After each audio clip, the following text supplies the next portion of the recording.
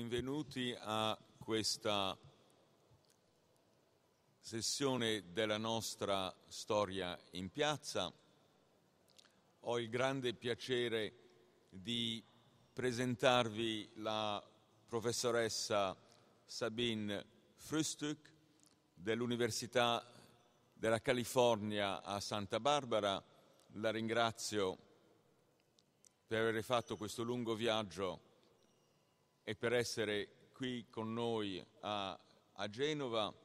La professoressa Frühstück, che è di nascita austriaca e che ha ottenuto il suo dottorato di ricerca all'Università di Vienna, insegna oggi nel Dipartimento di Lingue dell'Asia orientale, e cioè Cina-Giappone.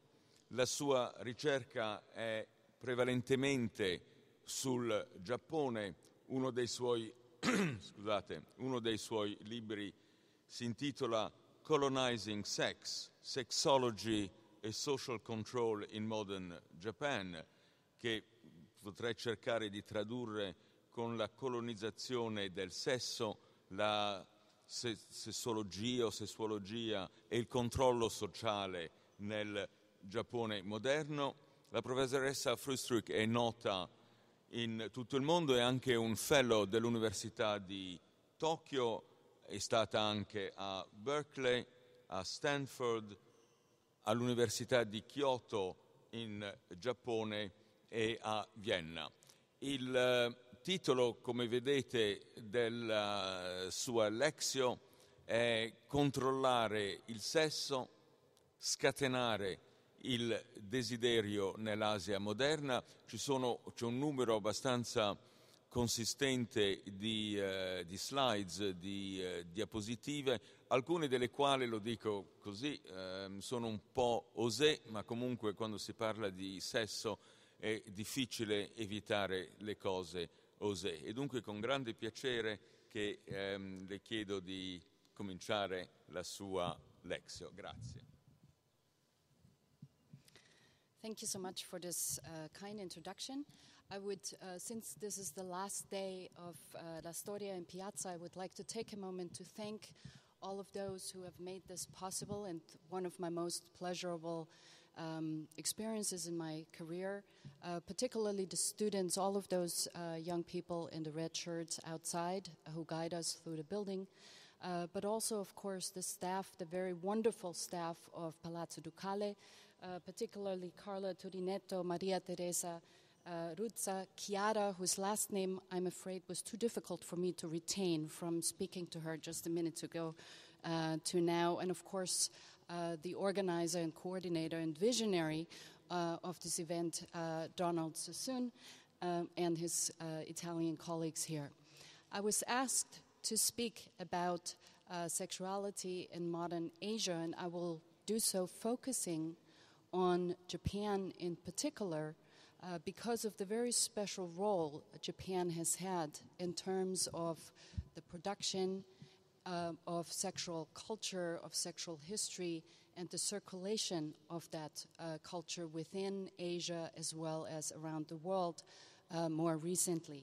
I'll do so by drawing an arch from pre-modern Japan, which I will suggest is during which sex and sexuality were primarily framed in terms of art and religion, to modern Japan, where sex becomes very much a theme of politics and the production of knowledge, to present-day Japan, where I believe media and popular culture are mainly responsible for sexual attitudes, sexual behavior, the kind of cultural production around sex and sexuality today.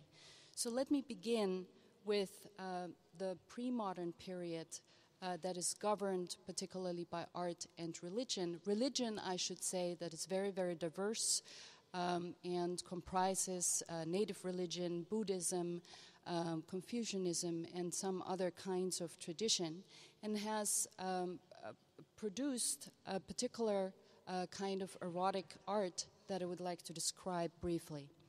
While pre-modern Japanese ideas about sex were based on Chinese texts, this art is distinctly Japanese.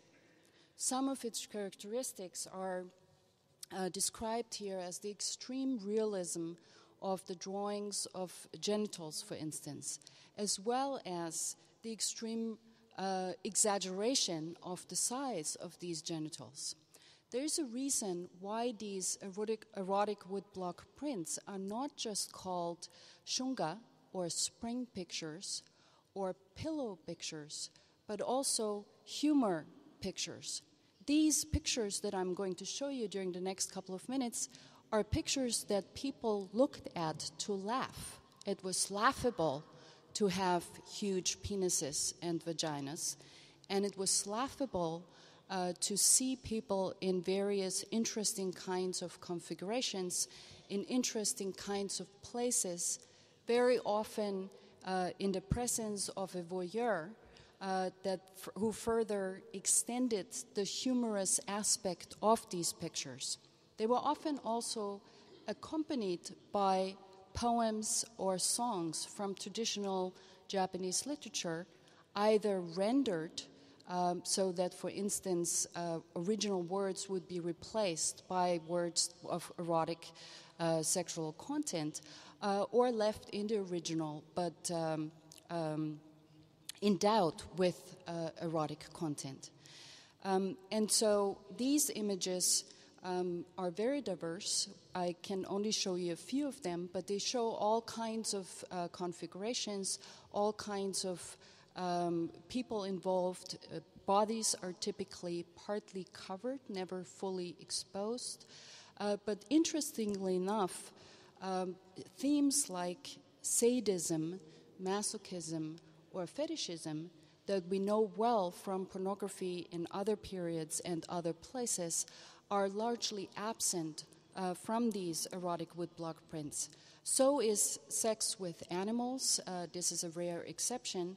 And very importantly as well, these erotic woodblock prints of the Edo period tend to be heterosexual. This is surprising because, of course, the Edo period, particularly the samurai class, as well as Buddhist monasteries, were marked by a very lively homosexual or male sexual culture. Now, let me move on to the uses of these erotic woodblock prints. We don't really know what they were used for, but historians have made a number of suggestions about how they were viewed, how they were used, how they were circulated, and who actually enjoyed them. One such suggestion is that they were used for premarital instruction. And I should note here, premarital instruction for women in particular. Males were supposed to know already before they got married. Another suggestion is that they might have been used as literature to be read with one hand, again, particularly by males. They were also most likely used for entertainment of groups of men. How so?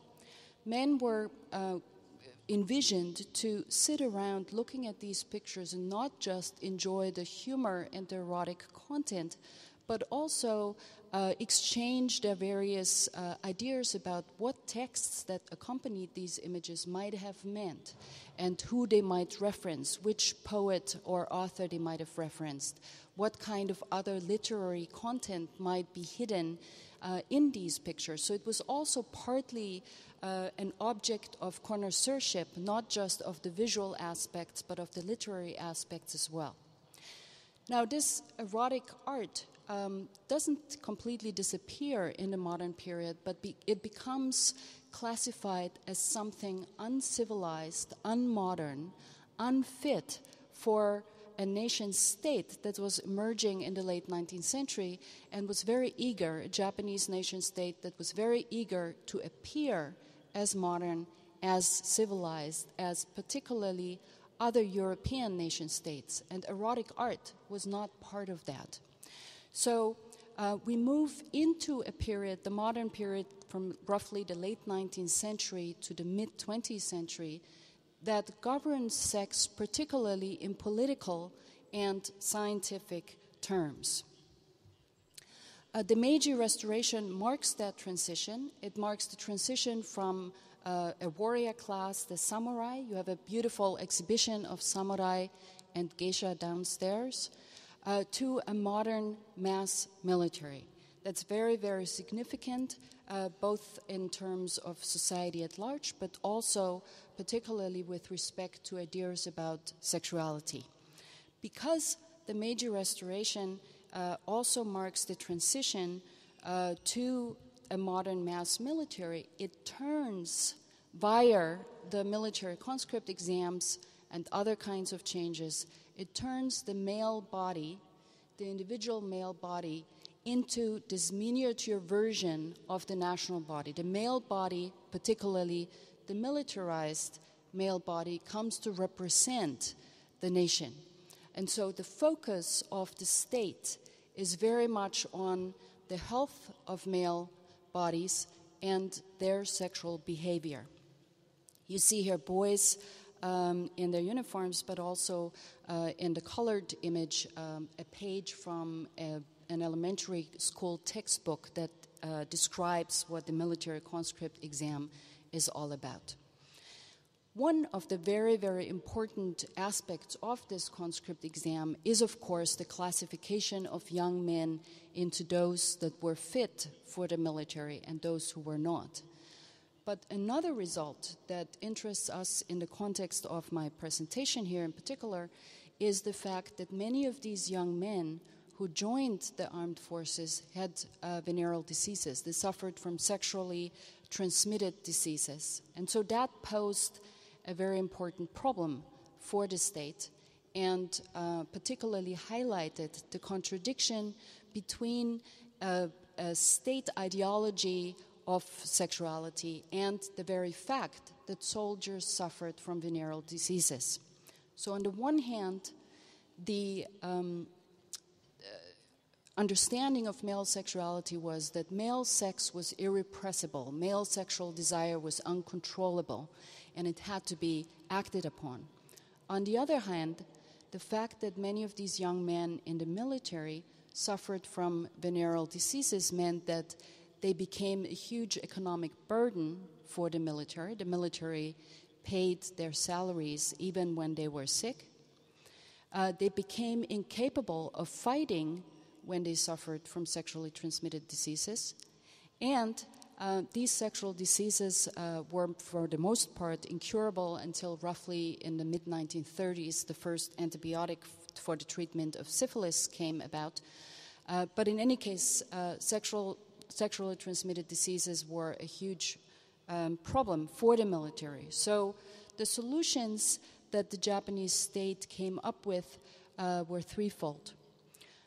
They introduced continuous and regular health examinations of soldiers, the rigorous control and segregation of prostitutes, and related to that also the designation of particular bordellos for soldier use only. And so this is the beginning of a very close relationship between military and prostitution. In that very contentious context, with two fields of knowledge, two fields of research emerging that in many ways were aligned with the state as well as resisted the state. So we have different individuals, different groups, different schools within these two fields that take different positions vis-a-vis the state and its agencies. One is sexology, that is interested in studying sexual behavior, and one is eugenics, of course, whose primary goal is to control and improve the population. Now, sexology, and I will only go into this very briefly, had a lot of different kinds of ideas about sexuality and sexuality in Japan in particular. one of its goals was to educate people about sex.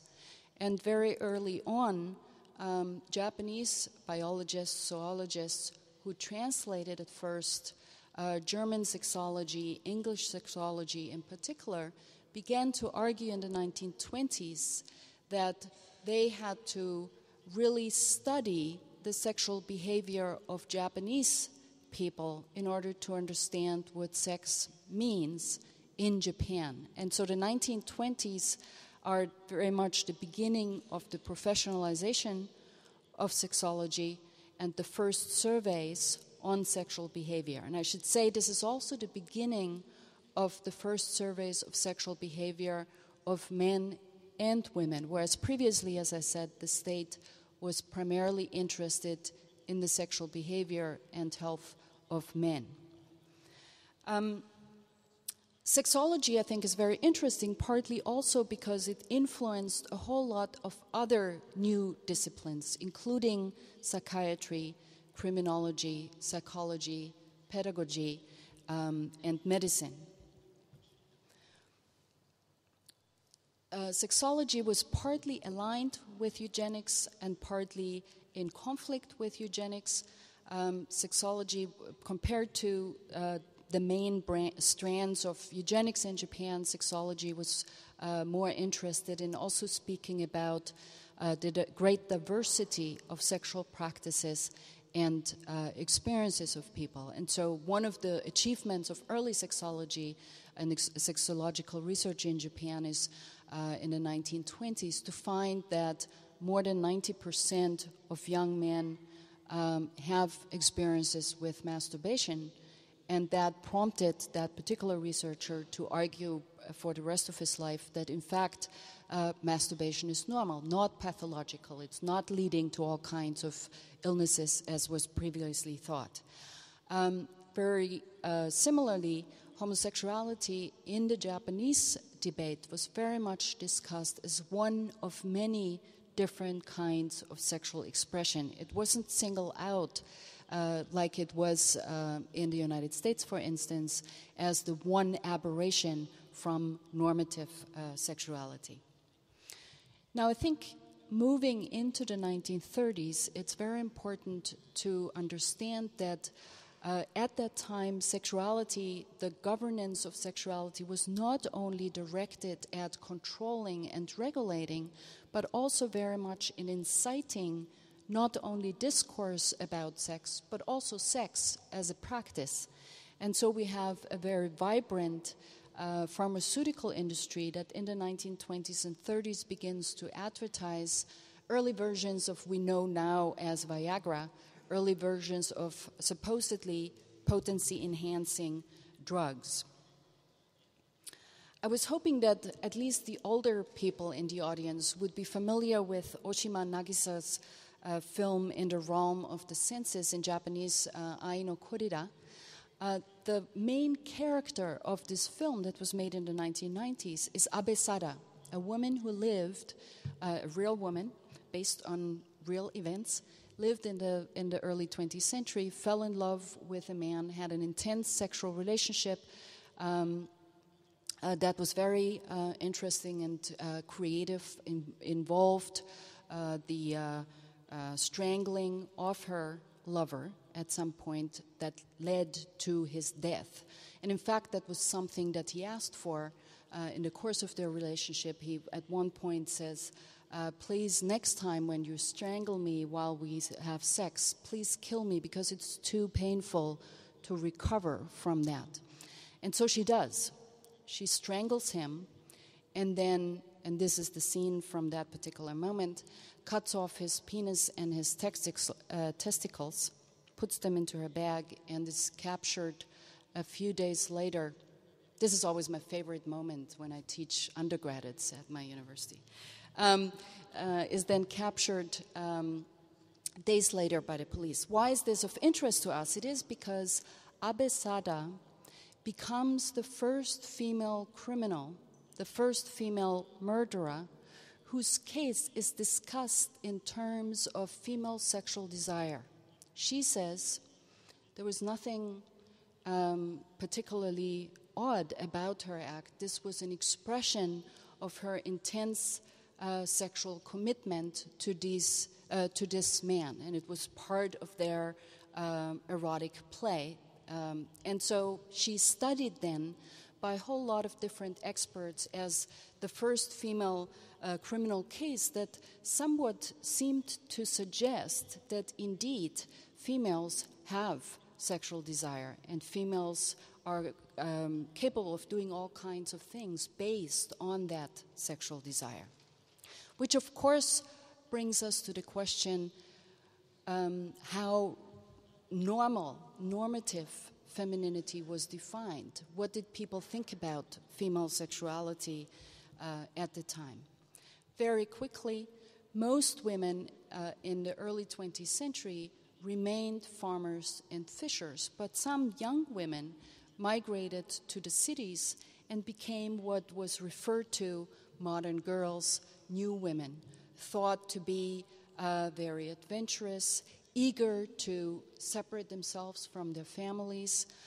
They wore Western clothes, went to movie theaters, and were thought to be pleasure-seeking, selfish, and promiscuous.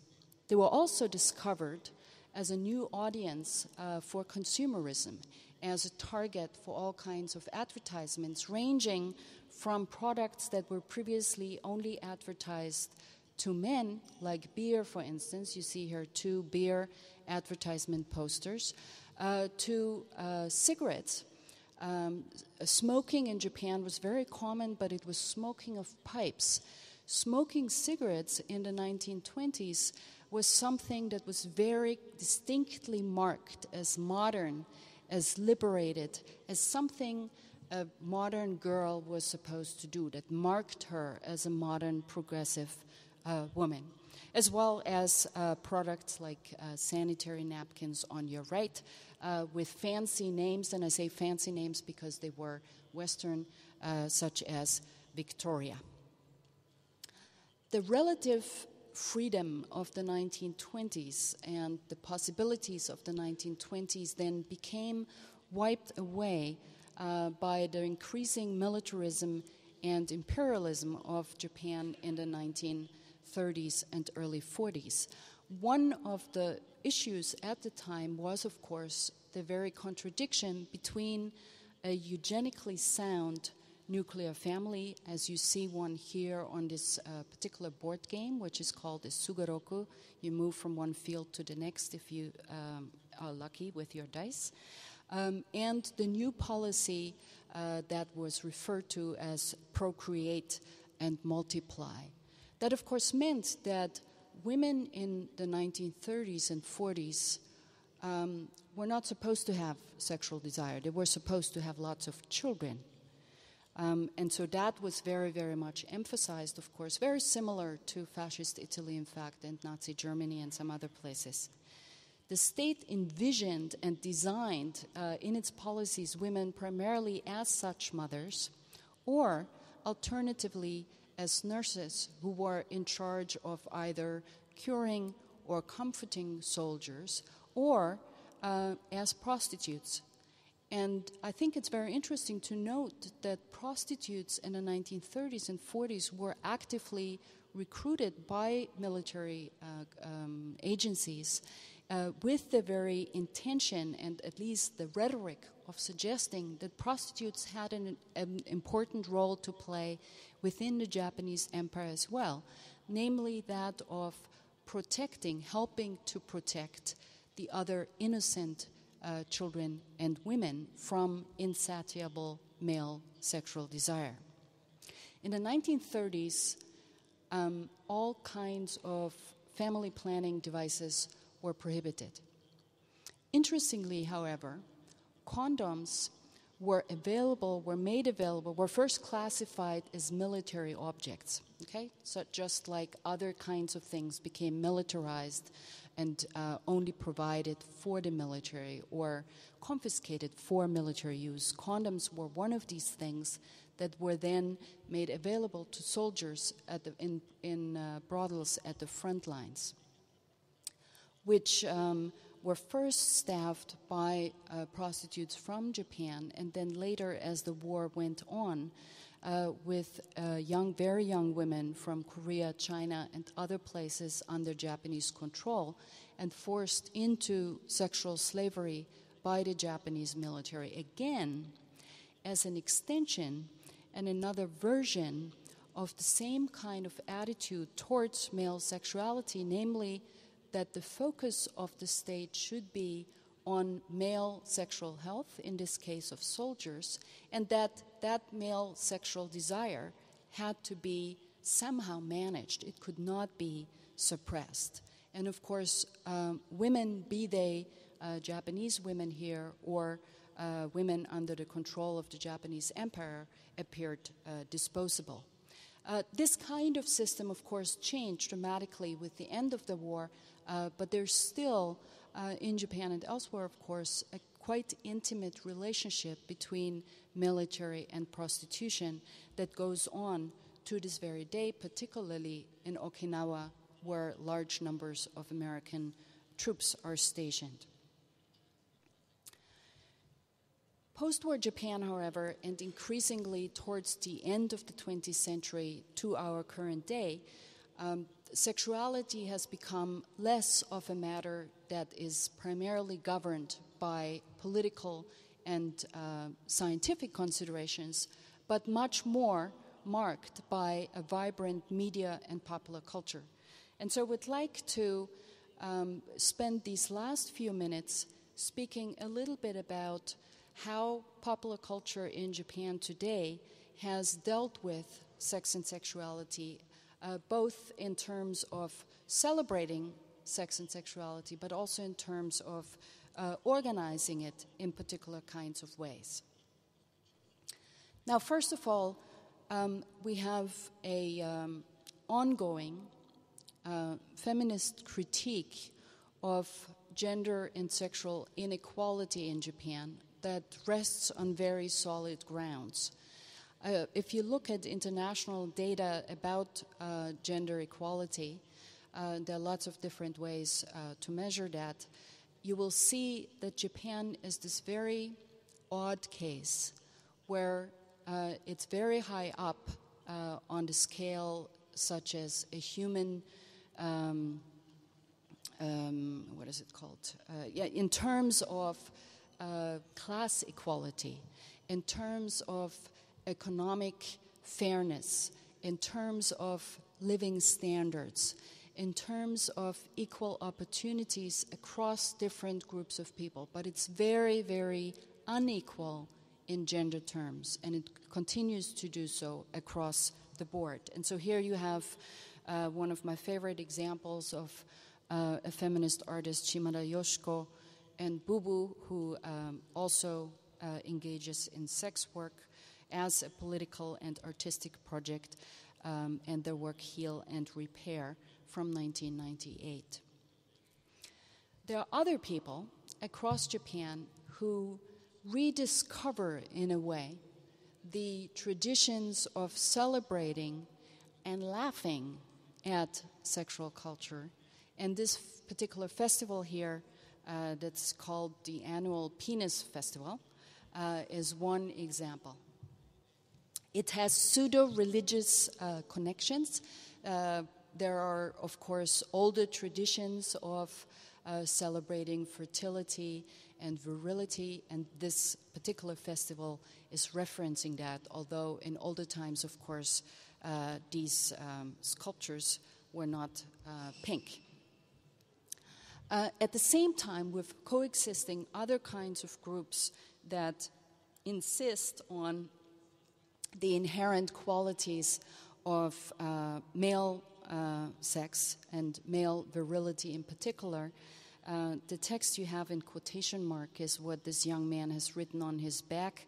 In Japanese, this would be otoko de ikitai, otoko de shinitai, otoku ni naritai, which is quite interesting. I want to live like a man, I want to die like a man, and I want to become a man, which seems a somewhat odd order of desires. The Tokyo Pride Parade is a huge spectacle, like in many other places around the world at this point, but it's in Japan also embedded in a vibrant, diverse, popular sexual culture that has all kinds of combinations, all kinds of sexual experiences and possibilities, and celebrates them very much in the most contemporary and most popular kinds of media, including cartoons, manga, comics, and anime. And you see an example here, very, very popular on the upper right hand side of a male-male sexual couple in a Japanese animation.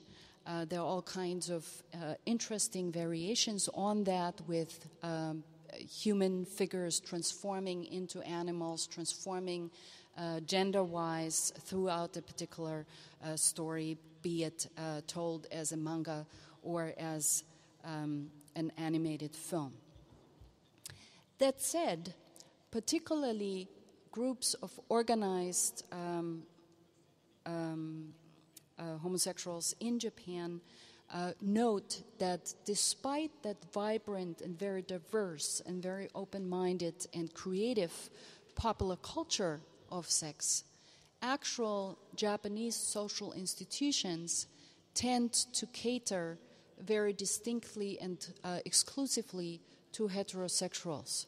So this is a very complicated situation where the popular culture that Japan produces appears much more creative and open-minded than its social institutions that, of course, as in many other places, tend to lag behind in terms of their sexual politics.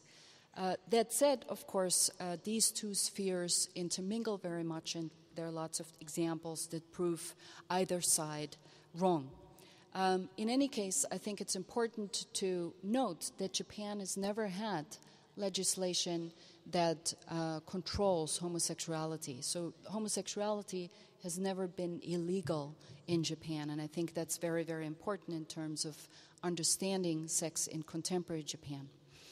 At the same time, we have the influence of the quantification of all things sexual. Here, somewhat humoristically turned into a graph about the ostensible happiness that the owners of these penises of various size feel towards their penis. And so, yeah, I don't know whether you can see this, probably not, but there are different facial expressions on the top of each of these penises. And the whole page was printed in a teenage magazine, a very mainstream magazine for young teenagers. What I would like to do is show you a very short clip from a Japanese television show that I think, again, emphasizes the very humoristic side to how sex is seen in Japan and perceived in Japan. And I think it's important for me here to emphasize again that the point here is it's not just non-normative kinds of sex that, as we have seen, are humoristically framed, but across the board, everything can also become an aspect of humor, or rather an object of humor. Okay, this doesn't work. It didn't work. Let me just try.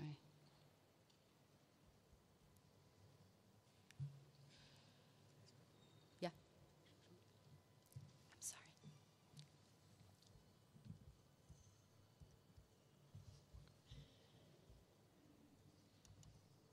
さあ最後の学生になってしまいました、愛知県の高校3年生鈴木君、担当メイクさんからの一言、トレンディードラマに出てくる財閥の令嬢風に仕上がっています。おお、そうですね。早速登場していただきましょう。カーテンオープン。ち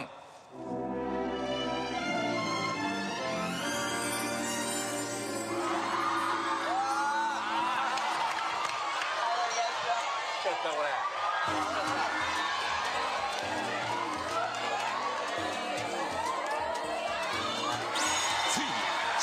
強の婦人男子学生が登場。今までだから一番かもしれない。さらに今度僕と一緒に海に行ってください。二宮まさかのマジ告白。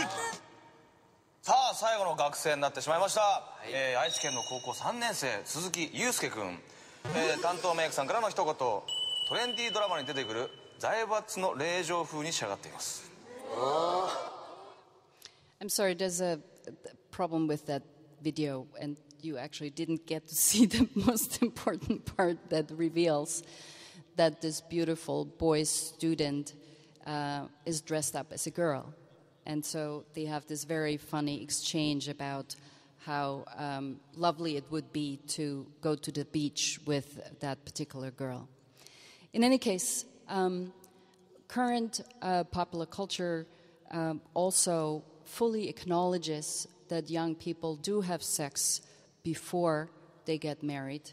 And so you see here two examples of condom advertisements that are very, very clearly and very openly and again very attractively advertised to teenagers in this magazine on your left that's called Pop Teen, and on your right a poster from the subway in Tokyo. I haven't had the chance over the last couple of days to see whether there are any condom advertisements here in Geneva, but this is how it looks in Japan. And so you have on your right-hand side with this little figure suggesting that condoms come in 4 different colors, in 4 different shapes, in 4 different flavors. And so one is free to choose whatever one likes best.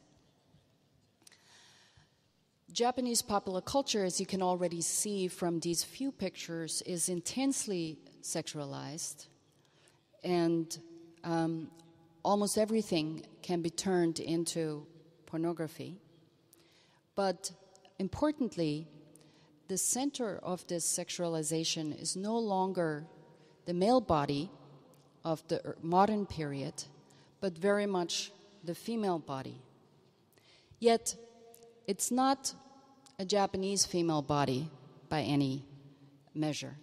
In fact, the bodies that become the main characters of sexualized popular culture are fantasies of Hollywood kinds of bodies. A fact that one of Japan's most successful and famous artists, Murakami Takashi, mocks here in his Lonesome Cowboy on your left and Hiropon on your right. Let me conclude.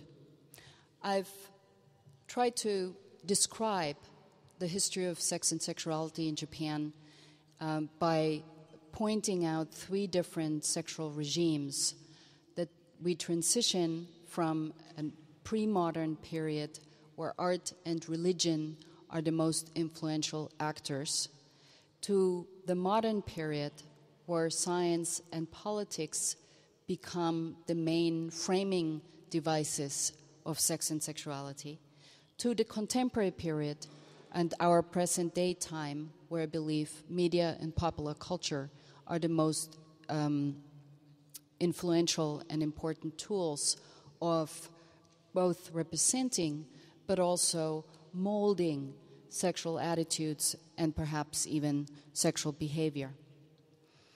One other aspect that I believe is important, particularly with respect to Japan, is that that same history is also marked by a transition for Japan from being almost exclusively oriented on China. Pre-modern Japan looks at China for inspiration, is almost exclusively focused on what China does is something we need to learn as well. And that changes dramatically in the modern period where, for Japan, China becomes this less modern, less civilized kind of country. Of course, Chinese influences don't disappear, but to a large part, they're replaced by Japan's focus on Europe in particular.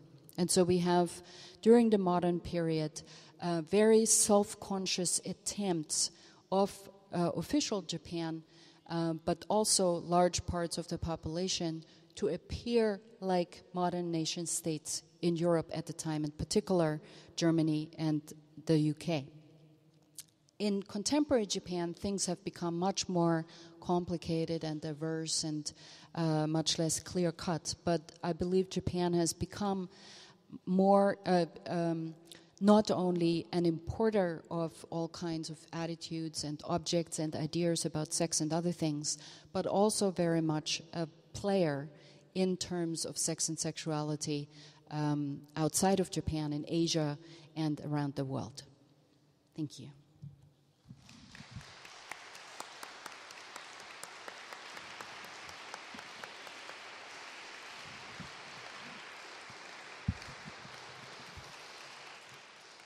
Ringraziamo Sabine Frühstück per averci offerto delle immagini così accattivanti e una descrizione, un'analisi di una realtà che ancora ci sfugge o comunque non riusciamo completamente a capire. Grazie mille di nuovo, e comunque posso assicurarvi che è poco probabile che a Genova l'anno prossimo faremo un festival del pene, anche se dunque rassicuratevi, e annuncio anche che tra 5-10 minuti ci sarà la lezione di Renato Mannheimer sull'identikit sessuale degli italiani. Grazie di nuovo. Very much. I think it's the first time this filth and dirt was